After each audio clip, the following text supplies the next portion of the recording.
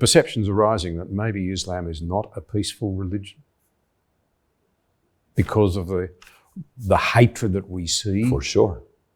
Of course. At some levels in the Islamic world. Yeah, that's a very fair argument. Now watch what happens. So imagine Muslims are watching this.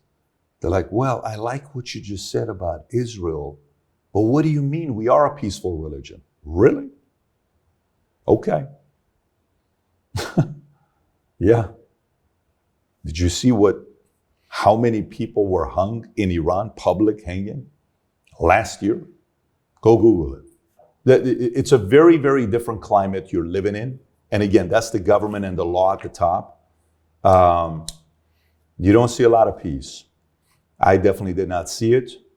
And it continues with the rage, and you just have to go and find out. By the way, I have the Dominik Tarczynski, who's a Polish parliament, and now he's part of the EU parliament, okay? He comes on and we had a podcast with him, got 25 million views. And he's giving me the stats. Poland, lowest unemployment, lowest crime, lowest rape, and the lowest population of Muslims that live in Poland.